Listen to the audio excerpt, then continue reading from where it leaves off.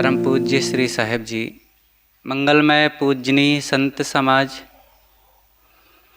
सम्माननीय सज्जनों और भक्तिमयी माताओं बहनों, चित्त जिनका है नियंत्रित। परमार्थ क्षेत्र में मन का नियंत्रण बहुत बड़ी उपलब्धि है। चित्त जिसका नियंत्रित है वो किसी भी दिशा में सफलता प्राप्त कर सकता है। बिना नियंत्रण के कहीं भी कोई दिशा में व्यक्ति उन्नति नहीं कर सकता, सफल नहीं हो सकता और सुखी भी नहीं हो सकता है। मन का नियंत्रण बहुत जरूरी है। गुरुदेव जी कहते हैं, दृश्य का प्रतिबिंब अंतःकरण पर पड़ता निरंतर, मन उसी का नाम है जो मुहुर्मुहु आता अनंतर। दृश्य प्रतिबिंबित ये मन फिर दृश्य बन कर नृत्य करता, नित नई चित्रावली में विविधता के रंग भरता। जीव या चेतन कहो जड़ दृश्य का दृष्टा यही है, भूल कर निज रूप को जड़ दृश्य में ममता लही है। जड़ व चेतन बीच में मन पुल बनाया जोड़ता है, दृश्य अभिमुख जीव निज को भूल मन वश डोलता है। दृश्य में कर अस्मिता दृष्टा विमोहित क्षोभ करता, दुख भव बंधन यही है विज्ञ है इससे जो तरता। जगत के संबंध जितने हैं सकल मन स्वप्न चित्रित, लाभ क्या फिर हानि क्या है चित्त जिनका है नियंत्रित। लाभ क्या फिर हानि क्या है चित्त जिनका है नियंत्रित। दृश्य का प्रतिबिंब अंतःकरण पर पड़ता निरंतर। दृश्यों का प्रतिबिंब ये हमारे मन पर पड़ता है, अंतःकरण पर पड़ता है। प्रतिबिंब, बिंब का प्रतिबिंब होता है। बिंब कहते हैं कोई चीज को, कोई व्यक्ति वस्तु या प्राणी पदार्थ के रूप में जो कुछ है उसको बिंब कहते हैं। अब बिंब बिल को भी कहते हैं, लेकिन यहाँ पर कोई व्यक्ति या वस्तु, कोई चीज और कहीं से प्रकाश मिल रहा है तो उसकी जो छाया पड़ती है उसको प्रतिबिंब कहते हैं। अब वो चाहे दर्पण में पड़ती हो और चाहे दीपक लाइट कोई या सूर्य के प्रकाश से पड़ने वाली छाया हो, वो सब छाया ही है। दर्पण में भी छाया ही होती है और जो किसी प्रकाश से बनता है वह भी छाया ही होती है। तो ये दृश्यों का प्रतिबिंब अंतःकरण पर पड़ता है, उसकी छाया अंतःकरण पर पड़ती है। दृश्य हमारे नहीं हो सकते हैं, वो छाया हमको दिखती है और छाया को हम अपना मान लेते हैं, उसी के संस्कार अंदर बना लेते हैं। दृश्य जहां है तहां है, कोई भी दृश्य हो, दृश्य आकर के हमारे अंतःकरण में, हमारे मन में वो नहीं कहता है कि तुम मुझे अपना मानो। हमने उसको देखा, उधर मन दिया और बस उसकी छाया, उसका प्रतिबिंब हमारे अंतःकरण पर पड़ा और बस हम उधर खिंच गए असावधानी से। बस यही हमारा जो खिंचाव हुआ उसी से संस्कार बन गया और ये संस्कार ही मन हो गया। मन नाम की कोई चीज नहीं है जो हम अपने इंद्रियों द्वारा चीज़ों का उपभोग करते हैं, कहीं भी जुड़ते हैं दृश्यों से, तो उसके बदले में हमको क्या मिलता है? उसका सुखद या दुखद, रागात्मक या द्वेषात्मक संस्कार मिलता है। और वो संस्कार कालांतर में हमको उद्वेगित करता है। यही मन है। तब कहते हैं ना कि मन बहुत परेशान है, मन बहुत प्रफुल्लित है, बहुत खुश है। तो मन क्या है? मन नाम की कोई चीज नहीं है। शरीर में खोज करके देखें तो मन नाम की कोई चीज नहीं है। मन का कोई कहीं से रिसाव भी नहीं है कि किसी इंद्री से रिस रहा हो उसको मन कह दें, पता ही नहीं चलेगा। लेकिन फिर भी मन हर समय हमारे सामने प्रस्तुत रहता है। तो क्या है? हमारे इंद्रियों द्वारा किए गए कर्मों का जो प्रभाव बनता है बाद में, संस्कार, वही मन है। और इसको बदला जाता है अपनी भावनाओं से। हम अगर राग पूर्वक कहीं देखते हैं, जुड़ते हैं दृश्यों को, खाते पीते छूते उपयोग करते व्यवहार करते, तो वैसा मन बनता है। और वैराग्य भाव से, अनासक्ति भाव से जब किसी दृश्य से जुड़ते हैं तो उसका दूसरे ढंग का मन बनता है। राग वाले में दुख होता है, अंदर से आंदोलन होता है, चित्त का उद्वेलित बने रहना राग से होता है। और जहाँ राग नहीं है, तटस्थता पूर्वक व्यवहार किया गया, दृश्यों से जुड़ा गया, वहाँ पर दुख नहीं रहता। वहाँ पर सहज स्वाभाविक मेरी मनोवृत्ति होती है, शांति रहती है, प्रसन्नता, स्वस्थता बनी रहती है। इसलिए साधक को अपने इस चित्त को पहचानना चाहिए। दृश्यों को छोड़ा नहीं जा सकता है, दृश्य सामने रहेंगे। शब्द स्पर्श रूप रस गंध के रूप में ये दृश्य तो सामने रहेंगे ही, लेकिन इसमें सजगता जब रहेगी तब इसके संस्कार नहीं बनेंगे।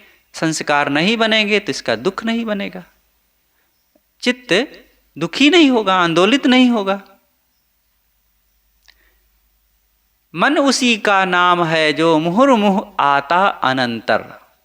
मुहुर्मुह, मुहुर्मुह का अर्थ होता है बार बार, पुनः पुनः, लगातार। जो हमारे सामने दृश्य गुजर रहे हैं, यही है मन का वर्णना। एक के बाद एक, अनंतर, एक के बाद एक, लगातार। ये दृश्य ही तो हमारे सामने रात दिन गुजर रहे हैं, बराबर।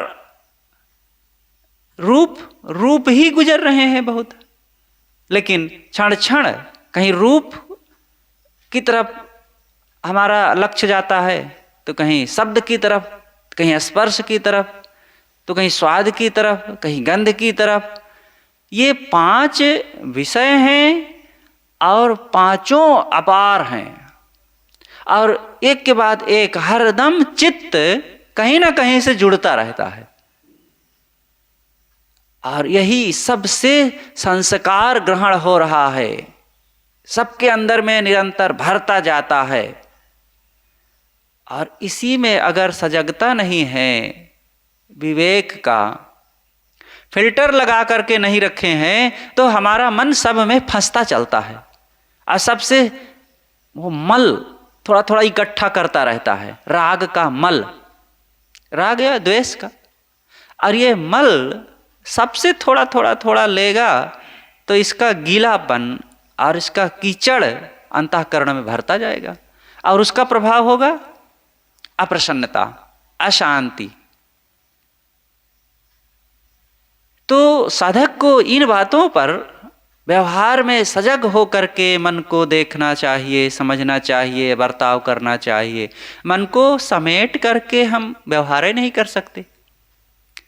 बाहर तो दृश्य सामने पड़ेंगे तो मन जाएगा, सोचना पड़ेगा, लेकिन अब वहीं सावधान भी रहें कि मोह न बनने पावे, द्वेष न बनने पावे। दृश्य प्रतिबिंबित ये मन फिर दृश्य बनकर नृत्य करता। दृश्यों के जो प्रतिबिंब हमारे मन पर पड़ते हैं, उसी से फिर दूसरे दूसरे दृश्य की कल्पना कर करके ये मन उसी में नाचता रहता है। और रात दिन इन दृश्यों में ही, ये दृश्य हमारे सामने से गुजर रहे हैं और उसी में मन भी घुमड़ रहा है। नित नई चित्रावली में विविधता के रंग भरता, और नए नए चित्रावलियों में, नए नए दृश्यों में, नए नए प्राणी पदार्थों में यह मन अपना रागात्मक या द्वेषात्मक नए नए रंग भरता चलता है। जैसे नई नई दीवार मिले तो कलाकार उसमें नए नए चित्र बनाते चले, पेंटिंग करता चले, ऐसे ये मन है। ये मन जहाँ जहाँ दृश्य मिलते हैं सब में अपनी हस्ताक्षर करते चलता है। यस नो, यस नो, ये मेरा है, ये मुझे पसंद है, ये मुझे चाहिए, ये बहुत अच्छा लगता है, और अथवा ये बहुत खराब है, ये अच्छी चीज़ नहीं है, ये मुझे पसंद नहीं है, ये नहीं चाहिए। अरे चाहिए कि नहीं चाहिए कौन आपको दिए दे रहा है? लेकिन हरदम मन जो है सब जगह स्टैंपिंग करता है, अपनी उपस्थिति जाहिर करता रहता है। यहीं पर गुरुदेव जी की वो घटना याद आती है। गुरुदेव जी बनारस में थे, काशीवास कर रहे थे, पुस्तक प्रकाशन चल रहा था, तो मभनान से गुरुदेव जी के अनन्य प्रेमी भक्तराज श्री रामलाल जी वहाँ पर आए हुए थे। उस समय गुरु जी की भी नई उम्र थी, 40-40 साल की रही होगी ज़्यादा से ज़्यादा, उससे कम ही, और श्री रामलाल जी की भी लगभग उतनी ही रही। तो गुरुदेव जी ने एक दिन कहा कि रामलाल जी जाओ घूम उमाओ, थोड़ा आए हो काशी। कहें साहब आपके बिना तो कहीं कुछ अच्छा ही नहीं लगता, और आप जहाँ चलेंगे, आप जहाँ ले जाएंगे वहाँ हम जाएंगे, आपके पास आ गए हैं, अब कहीं जाना होना हमको नहीं होता, मन नहीं होता। तो गुरुदेव जी ने कहा अच्छा तो ठीक है, चलो हम घुमा लाते हैं। तो एक रिक्शा पर दोनों जन बैठे और चल दिए। सारनाथ जाना था। तथागत बुद्ध सारनाथ में ही सबसे पहले दीक्षा दिए थे अपने उन पुराने 6 मित्रों को, और वहाँ पर बहुत बड़ा मंदिर बना हुआ है, उनकी स्टैचू लगी हुई है, और बहुत बढ़िया पर्यटक स्थल जैसे सब बना है। तो गुरुदेव जी वहीं ले करके चले, रिक्शा पर बैठे चल दिए। जैसे ही चले थोड़ी दूर पर एक सुंदर सा किसी सेठ का या किसी बाबू का बंगला मिला, बढ़िया फूल लगे हुए थे, सुंदर भवन था, साफ सुथरा। तो देखिए कहा साहब देखिए देखिए ये कितना सुंदर भवन है, कितना अच्छा लगता है। गुरुदेव जी मुस्कुरा करके शांत रहे, आगे बढ़े। इतने में एक बगीचा मिला, बढ़िया, वहाँ फूल बिखले थे, पार्क था, पेड़ पौधे खूब थे, सजावट थी। क्या देखिए देखिए साहब कितना सुंदर पार्क है, कितना अच्छा लगता है। गुरुजी कह रहे चुपचाप बैठे रहो। इतने में आगे बढ़े तो एक बहुत अच्छी गाड़ी सामने से निकली, और वहीं पर भीड़ भाड़ थी, धीरे से गुजर रही थी। कहा साहब देखिए कितनी अच्छी, बहुत कीमती गाड़ी है, ऐसी गाड़ी होनी चाहिए। अरे तुम गाड़ी और मोटर और ये मकान और पार्क में सब तरफ सब समय खींच रहे हो, अपने को नहीं देख रहे हो, कुछ अच्छा नहीं है, तुम सबसे अच्छे हो। कि साहब आप तो सब पर पानी फेर देते हैं। कहे जब तक पानी नहीं सब पर फेरोगे अपने पर पानी नहीं चढ़ेगा। ये क्या सब तरफ आकर्षित होते रहते हो? यही है मन, सब समय कुछ लेना ना देना, लेकिन खींचता रहता है। सदगुरु विशाल देव की वो घटना याद करें। अयोध्या में ये सन 1975 की बात है। अंतिम में सदगुरु विशाल देव वहाँ पर पधारे हुए थे। गुरुदेव जी भी वहाँ गए थे। सदगुरु राम सूरत साहेब जी, उनका पूरा समाज सब इकट्ठा था। तो सुबह सुबह की बात है, कुछ ठंडी थी। धूप में छत पर विशाल देव बैठे हुए थे और आसपास काफ़ी वहाँ फूल की सजावट थी, फूल गमले में लगे हुए थे। तो गुरुदेव जी जा कर के बंदगी करके बैठे और फूलों की तरफ थोड़ा सा देख कर कहते हैं, साहब फूल आसपास रहता है तो अच्छा लगता है। तो विशाल देव मुस्कुरा के चुप रहे। तो गुरुदेव जी ने फिर से कहा, गुरुदेव जब फूल रहता है आसपास तो देखने में बहुत अच्छा लगता, वातावरण भी अच्छा रहता है। तो विशाल देव कहते हैं, अरे तुम चाहे जितना कहो हम ना मानब। तो गुरुदेव जी ने कहा, साहब क्यों नहीं मानेंगे? कहा, अरे अपने मन को उलझाना है और क्या है, अब फूले में उलझा दिए। अरे हाय फूल ठीक है, लेकिन उसमें अपने मन को डुबाओ मत। ये मन सब समय डुबाने की आदत बनी है हम लोगों की, कहीं फूल में, कहीं बाग बगीचा में, तो कहीं पेड़ पौधों में, मकान में। अरे गाय पाले हैं, भैंस पाले हैं, कुत्ता पाले हैं, बकरी पाले हैं, इसी में मन को लगा दिए। अपने बाल बच्चों में लगाए, फिर नाती पोतों में लगाए। हरदम आदमी का मन कहीं ना कहीं फंसता रहता है। हमारी आदत हो गई है निराधार या स्वावस्था में रहने की आदत ही नहीं रखे हैं। ये स्वाभाविक है। चित्त फेंकू हम जो बने हुए हैं, यही दुख का कारण है। अपने हिसाब से चित्त को लगाइए, चित्त के हिसाब से मत बहिए। तो दृश्य प्रतिबिंबित ये मन फिर दृश्य बनकर नृत्य करता।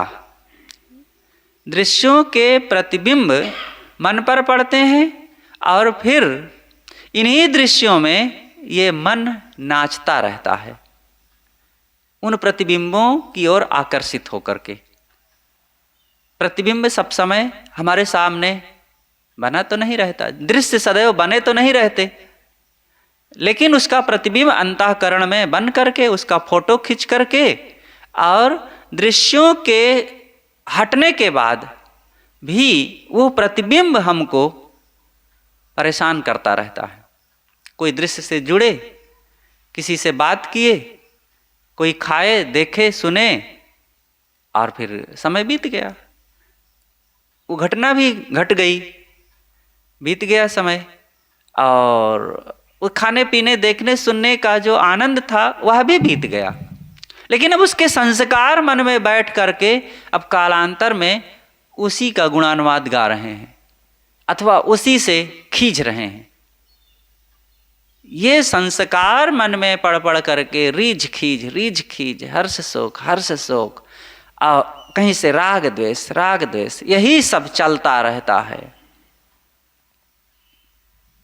जीव या चेतन कहो, जड़ दृश्य का दृष्टा यही है। भूल कर निज रूप को जड़ दृश्य में ममता लही है। ये जो संस्कारों को ग्रहण कर रहा है वो कौन है? जीव या चेतन, जो कुछ कह लो, इसके बहुत नाम दे सकते हैं। जीव, चेतन, आत्मा, रूह, सोल, कुछ भी कहो, वो स्वसत्ता है।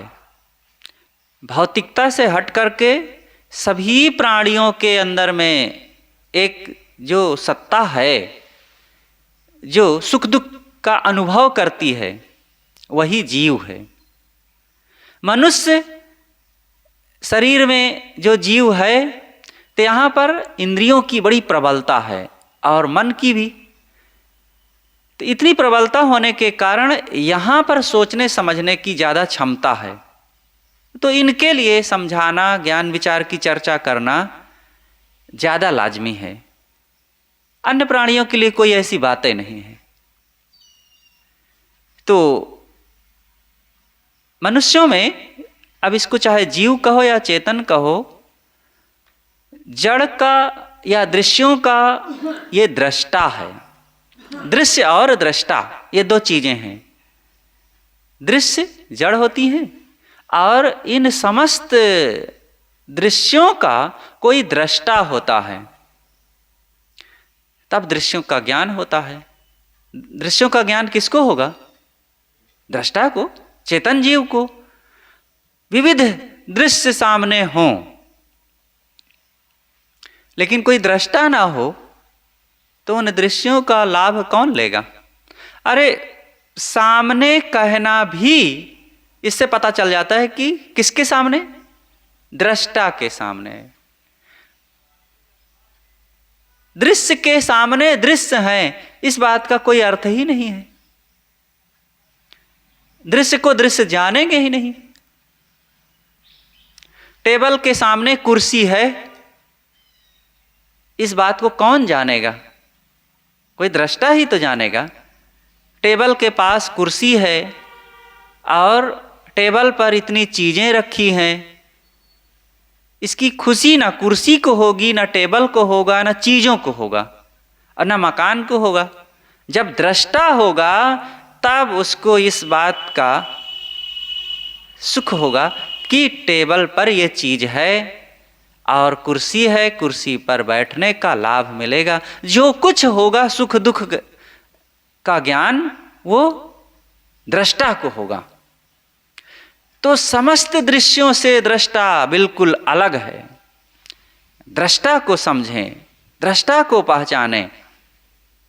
भूलकर निज रूप को जड़ दृश्य में ममता लही है। यही दृष्टा अपने आप को भूल करके अब दृश्यों में मोह करने लग गया, जबकि दृश्यों में अपना कोई दुख सुख नहीं है। दृष्टा ही उसको माना कि ये अच्छी है, ये नहीं अच्छी है, ये कीमती है, ये नहीं कीमती है, ये मुझे पसंद है, ये नहीं पसंद है। ये दृष्टा की ओर से सारी प्रतिक्रिया होती है, दृश्य की ओर से कभी होती है?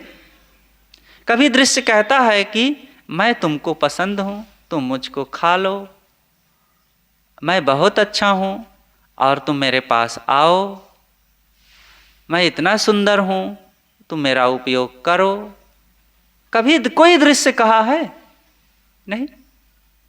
दृष्टा ही अपनी तरफ से उसकी ओर आकर्षित होता है, उसको अच्छा मानता है, उसको बुरा मानता है, उसको पकड़ता है, उसको छोड़ता है, उसको जो कुछ करे दृष्टा ही करता है। और फिर भी दृष्टा अपने को भूल करके अदृश्यों में आकर्षित होकर दृश्यों को मूल्य बढ़ा दिया। जो कुछ नहीं है उसको सब कुछ बना दिया और जो सब कुछ है वो विपिन्न होकर के भटक रहा है उन्हीं चीजों के पीछे। पर तू विपन्न होकर के दर दर ठोकर खाता है, एक जगह इसी ग्रंथ में बात आई है। इसलिए हे दृष्टा, तू अपनी गरिमा को समझ। भूल कर निज रूप को जड़ दृश्य में ममता लही है। अपने आप को भूल करके जड़ दृश्यों में ममता बना लिया और ममता का फिर परिणाम विवशता, दुख, अशांति और अपने आप को कहीं बेचे रखना, ये ममता का परिणाम होता है। जड़ व चेतन बीच में मन पुल बना यह जोड़ता है। जड़ और चेतन ये दोनों के बीच में मन आता है। यही मन ही तो पुल का काम करता है। जैसे नदी के दो तटों को जोड़ने का काम पुल करता है। अगर पुल को तोड़ दिया जाए तो ये तट और वह तट अपने अपनी जगह रहेंगे अलग। यहाँ वाला वहाँ नहीं जा सकेगा, वहाँ वाला यहाँ नहीं आ सकेगा, अलग अलग। ऐसे ही जड़ में तो कोई शक्ति ही नहीं है कि वो चेतन को आकर्षित करे। और चेतन में शक्ति तो है, लेकिन उसके पास सोचने की क्षमता नहीं है, मन नहीं है, विचार नहीं है कुछ की, वो जड़ की तरफ खींचे। लेकिन बीच में हमारे साथ में, उस चेतन के साथ में अनादिकाल से संस्कारों का एक समुच्चय है, क्रिया के वेग संस्कारों का समुच्चय मन है, और ये मन ही जोड़ता है दृष्टा को दृश्यों से। तो अब आप कह सकते हैं कि जब अनादिकाल से ये मन है तो ये तो जोड़ता ही रहेगा, और जब जोड़ता रहेगा तो बंधन बना रहेगा, खींचता भी रहेगा यह मन, और जीव को विवश बनाए ही रखेगा। तो फिर मुक्ति कैसे होगी? फिर सारी साधना करना ही बेकार है। ऐसी बात नहीं है। चेतन के साथ मन होते हुए भी, अनादिकाल से ये होते हुए भी शांत है, प्रवाह रूप है, प्रवाह रूप। ये स्वभावता नहीं है, प्रवाहता है। एक होता है स्वभाव, एक होता है प्रवाह।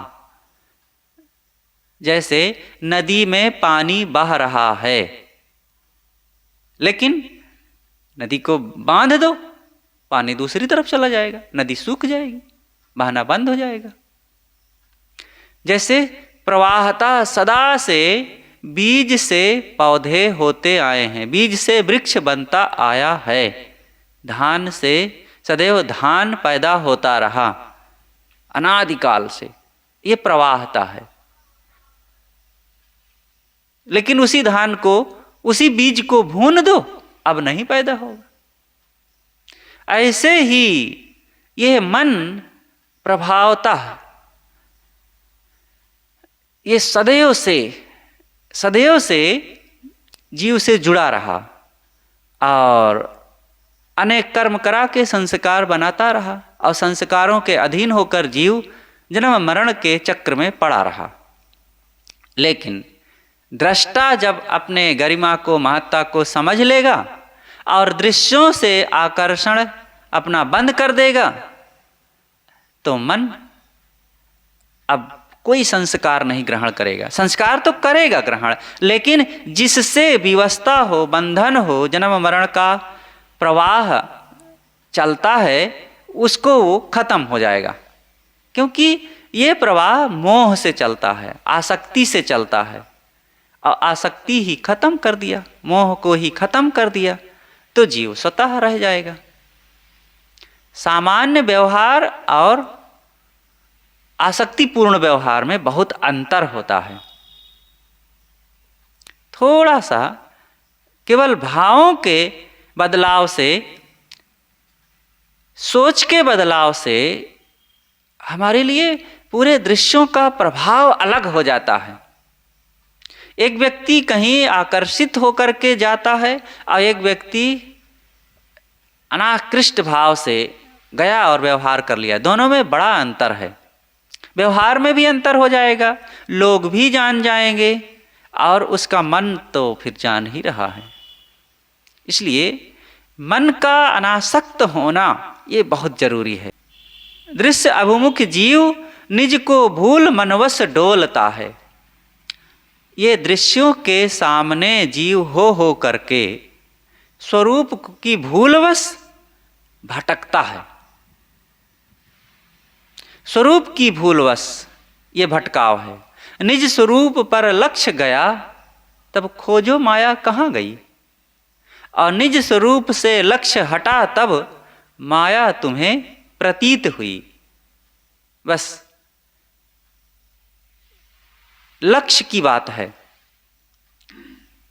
सूरज की तरफ हम मुख करके चलें तो कोई छाया नहीं पता चलती, और छाया अगर बन भी रही है तो वो पीछे पीछे चली आएगी, और उस व्यक्ति को कोई भार लगेगा क्या?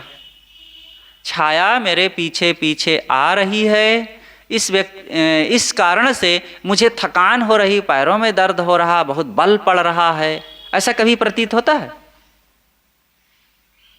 और सूर्य की तरफ पीठ कर दो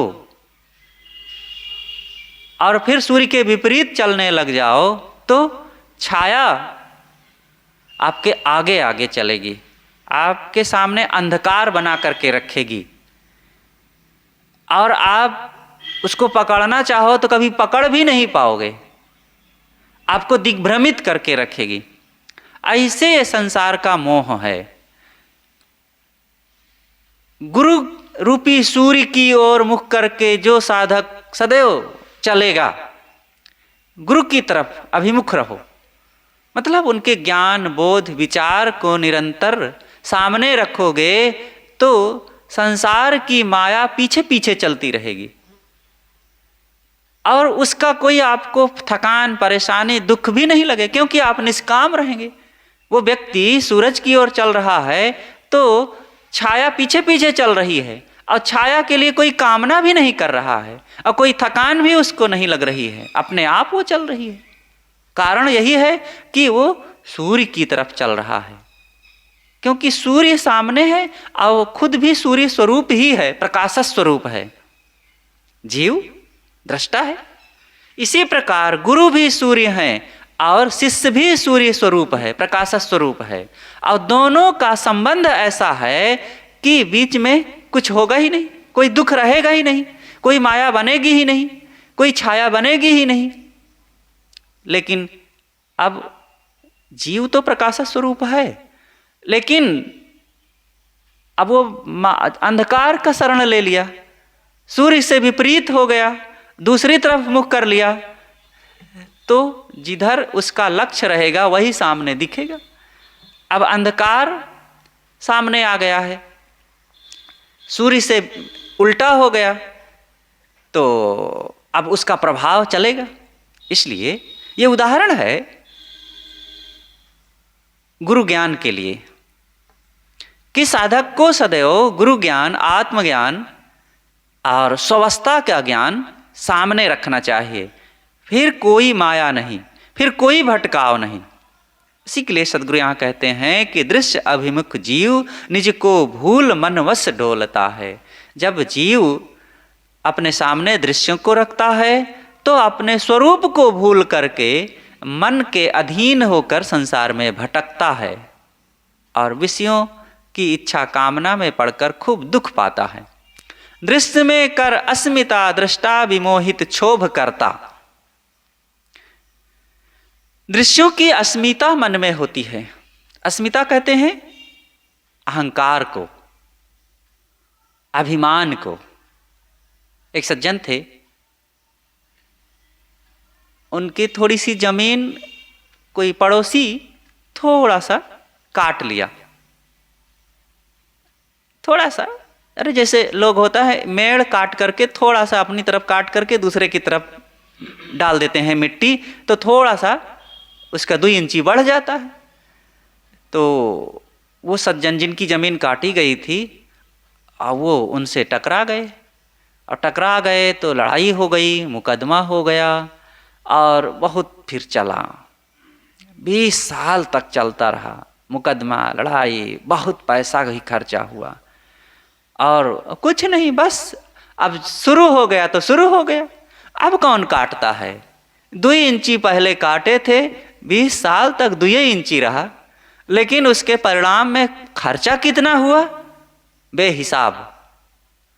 बाद में वो सज्जन जिनकी जमीन कटी थी वो गुरु जी से मिले, तो गुरु जी ने कुछ पूछा जब, तो वो बताए कहे महाराज मैं अस्मिता में पड़ गया था और उसके परिणाम में आज मेरा इतना समय बर्बाद हुआ, इतना धन बर्बाद हुआ।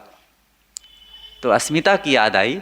तो अस्मिता में पढ़ करके किसी भी बात का, नाम रूप का अहम, धन का अहम, परिवार का अहम, बेटा बेटी का अहम, ये अहम में पड़े तो झंझट में पड़े, दुख में पड़े। तो ये दृश्य में कर अस्मिता दृष्टा विमोहित क्षोभ करता। ये दृष्टा जहाँ भी दृश्यों की अस्मिता बनाएगा तो वहाँ आकर्षित होगा और फिर क्षोभ करेगा, दुख करेगा। दुख भव बंधन यही है, विज्ञ है इससे जो तरता। भवबंधन क्या है और भवबंधनों से पार होना क्या है। दृश्यों में अस्मिता बना करके राग या द्वेष करने लग जाना, यही भवबंधन है। और विज्ञता, विज्ञता का अर्थ होता है विशेष रूप से समझदारी, ज्ञान का आचरण। विज्ञान शब्द से बना है, विज्ञान, विशेष ज्ञान, विशेष समझदारी। विशेष समझदारी कौन सी बात है? जो इससे तर जाए, जो इन भावबंधनों से, मन की छोटी छोटी बातों से, जहाँ जहाँ अस्मिता करके हम अपनी स्वावस्था को खो बैठते हैं, मानसिक गुलामी से जो तर जाए, पार हो जाए, शांति में जो ठहरा रहे, वही है विज्ञाता। विज्ञाता बने, विशेष ज्ञान रखने वाला। जगत के संबंध जितने हैं सकल मन स्वप्न चित्रित।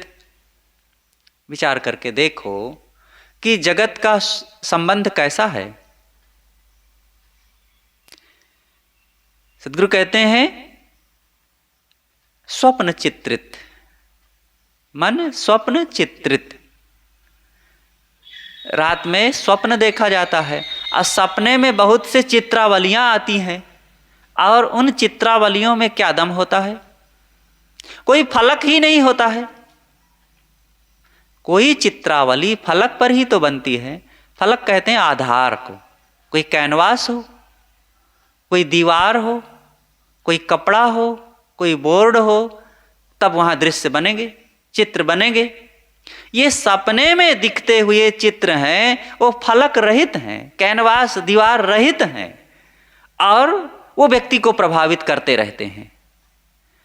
ऐसे ही ये सारे जो जागृत में भी दिख रहे हैं, ये भी तो स्वप्न चित्र के समान हैं। जगत के संबंध जितने हैं सकल मन स्वप्न चित्रित। ये संबंध को ऐसा ही समझो। क्यों ऐसा समझे? कहाँ ऐसा है? ये तो सचमुच दिख रहा है। ये घर है, ये धन है, ये जमीन है, ये लोग हैं, ये परिवार हैं, और ये सड़कें हैं, और ये बाग बगीचे हैं, पशु पक्षी नर नारी सब तो हैं। आप कहते हैं स्वप्न के चित्र की भांति हैं। ऐसा ही है। क्या ये बात किसी से छिपी हुई है कि जो लोग छोड़ छोड़ के चले गए यहाँ से, उनके लिए अब कैसा है संसार? वे भी जब थे तो भारी मोह माया में डूबे हुए थे और एकदम माने थे सच। तेही कारण मैं कहत हूँ जाते होए उबार, झूठ झूठा कै डार हूँ मिथ्या यह संसार। तेही कारण मैं कहत हूँ जाते होए उबार। सद्गुरु ने रामायणी में कहा है कि झूठ झूठा कै डार हो, मिथ्या यह संसार।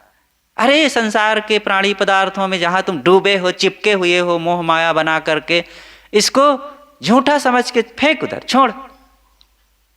ये मिथ्या है सब। बार बार एक ही इस साखी में कितना जोर दे रहे हैं, झूठ झूठा कै डार हूं। इसको झूठा समझ और ऐसा समझ के उधर फेंक, छोड़। क्यों? मिथ्या यह संसार।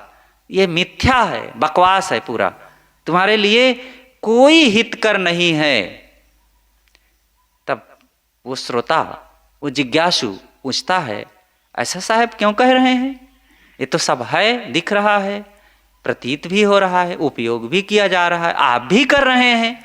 आप गुरुजी हैं, ज्ञानी हैं, और आप भी तो आखिर कपड़ा पहनते हैं, कमंडल रखते हैं, और कहीं आसनी पर बैठते हैं, आप भी तो उपयोग कर रहे हैं। आज लोग कह देते हैं ना, कोई ज्ञान की बात जब सुनाने लगता है तो कहते हैं अरे बड़ा ज्ञान बघार रहे हो, अब अभी पैसा न होए तो बस से कैसे आते, अब पैसा अभी हम भोजन न दें तो कैसे आपका चलेगा। तो बात तो ठीक ही कह रहे हैं, लेकिन आप केवल क्षणिक चीज़ों के लिए, थोड़े समय के उपयोग में आने वाले इन दृश्यों के लिए कह रहे हैं, लेकिन ये दृश्य भी तो छूट जाते हैं।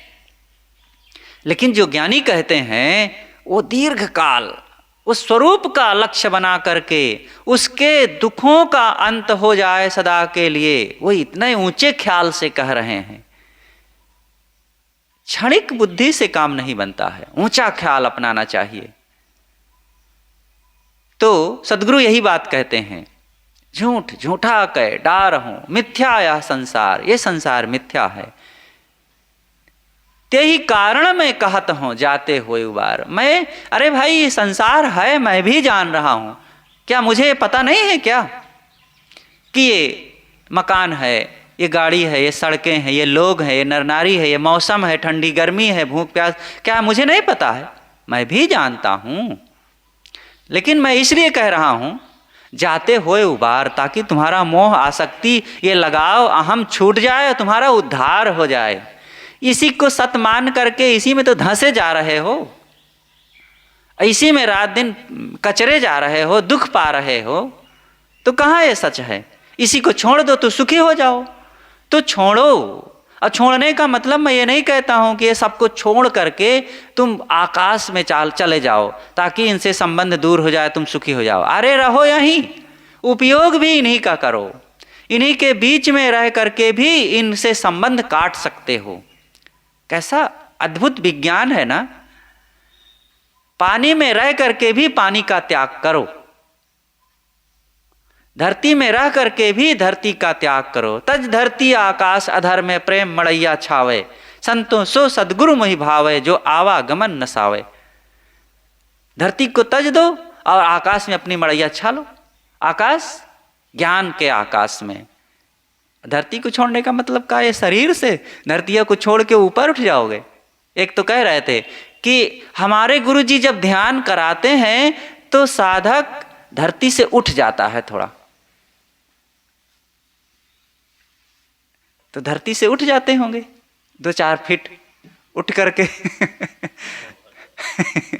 अरे यहाँ का अपना अर्थ है कि धरती से उठने का मतलब कि मोह माया से ऊपर उठ जाना। वो तो कोई भी विवेकी ध्यान करेगा अथवा कराएगा तो साधक के, मुमुक्षु के मन की दशा ऊपर उठ जाती है, ये नहीं कि शरीर उठ जाता है। ऐसे भ्रमाने वाले तो करते हैं। एक गुरु हैं, वो कहें कि देखो, वो अपने मंच पर ऐसे बना के रखते थे कि जब पर्दा लगा होता था, भीड़ बैठी होती थी और पर्दा को हटा दिया जाए में रहते थे, वहीं से अपने आप नीचे उतरने लगे। तो एक लिफ्ट जैसे बनाए थे कमरे में दीवार के सामने, तो ऊपर से नीचे वो लिफ्ट पर बैठ जाए तो वो लिफ्ट न दिखे और वो बैठे हुए दिखे, तो नीचे उतरते हुए आवे तो लोग कहा देखो कबीर साहब सतलोक से उतर रहे हैं। तो ये सिस्टम बना करके लोगों को गुमराह करना और अपने ढकोसलेबाजी में बने रहना, ये छल कपट करके कैसे काम होगा? लोगों को धोखा देना और अपने को धोखा देना। कहे कबीर तालोगन से तैसे हु राम सयान, ये तुम्हारे मन से ये दुनिया के लोगों से राम ज्यादा सयाने हैं। राम का मतलब आत्मा राम, वो ज्यादा सयाने हैं, उनसे छल कपट नहीं चलेगा, उनसे चालबाजी नहीं चलेगी। तो इसलिए वास्तविकता में रहो, मोह माया को छोड़ो, स्वरूप को पहचानो। जगत की चीजें क्षणभंगुर है, उनको क्षणभंगुर ही समझो। साहब यहाँ कहते हैं कि ये संसार के दृश्य स्वप्न के चित्र की भांति हैं, इनमें मन को डुबाओ मत। लाभ क्या फिर हानि क्या है? चित्त जिनका है नियंत्रित, जिनका चित्त नियंत्रित हो गया है, स्ववश हो गया है गुरु की कृपा से, गुरु के सानिध्य से, गुरु के ज्ञान से, जिसने अपने आप को स्ववश कर लिया है, फिर उसका क्या लाभ, क्या पाने लायक यहाँ है कि जिसे पा करके वो लाभान्वित हो जाएगा, और क्या यहाँ खोने लायक है कि जिसको खो करके वो हानि का अनुभव करेगा। बाहर के दृश्यों में लाभ या हानि का कोई कारण नहीं है, सारा लाभ और सारी हानि मेरे पास में है। लाभ यही है कि चित्त का स्ववश हो जाना, हानि यही है कि चित्त संसार में भटकते रहना। बस इतनी सी बात लाभ और हानि की है। जो इस बात को समझ ले और इसी लाभ को प्राप्त कर ले, इसी हानि को समाप्त कर दे, बस उसका जीवन धन्य हो जाएगा और वो सुखी हो जाएगा। बस बोलिए सद्गुरुदेव की जय।